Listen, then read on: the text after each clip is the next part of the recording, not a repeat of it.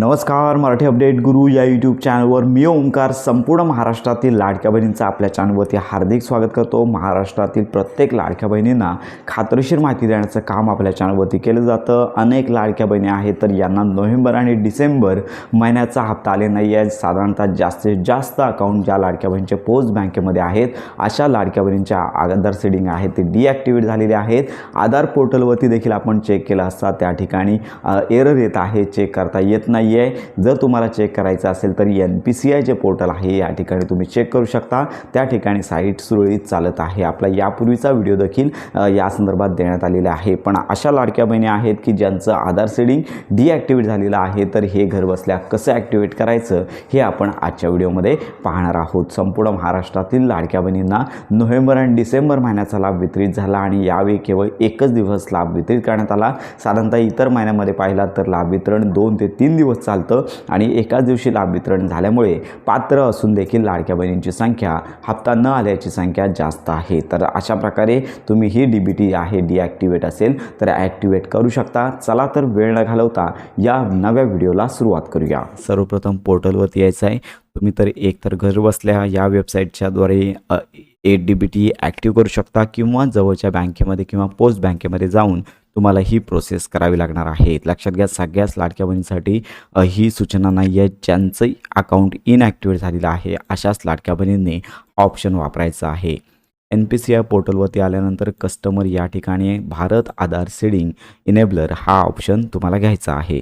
आम्ही सगळ्याच लाडक्या बहिणींना सूचना देऊ इच्छितो की आधार सीडिंग करण्यापूर्वी आधार मॅप स्टेटस तुम्हाला चेक करायचा आहे। जर या ठिकाणी ॲक्टिव्ह असेल इनेबल असेल तर काही प्रॉब्लेम नाही।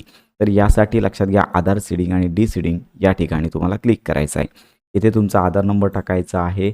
रिक्वेस्ट आधार सीडिंग येथे सीडिंग करायचं आहे। तर याच्यामध्ये लक्षात घ्या, बँक असेल तुमची जी तुम्हाला ज्या बँकेमध्ये आधार सीडिंग करायचं आहे ती बँक तुम्हाला निवडायची आहे।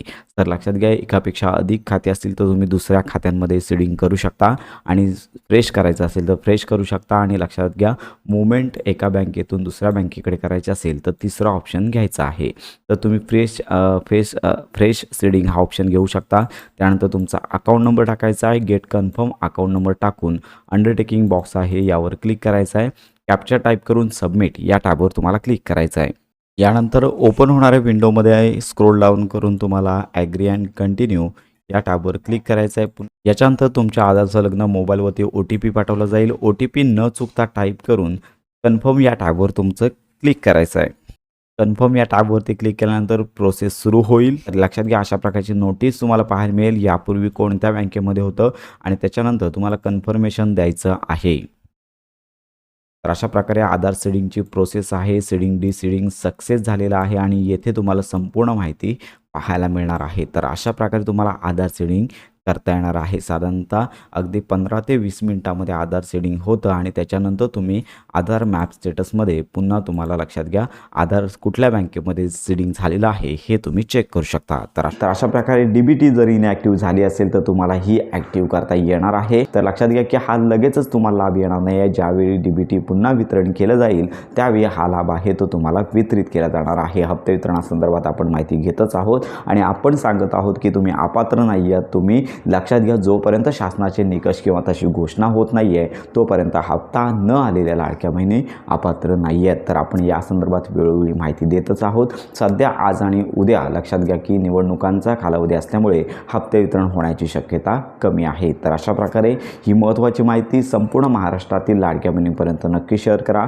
तुमच्या जर काही शंका असतील तर आपल्या व्हिडिओच्या कमेंट बॉक्समध्ये नक्की कळवा, जेणेकरून तुम्हाला संपूर्ण माहिती आपल्यामार्फत देता येणार आहे। तर अशा प्रकारे योजनांसंदर्भात खात्रीशीर माहितीसाठी आपल्या चॅनलच्या कनेक्टमध्ये राहा।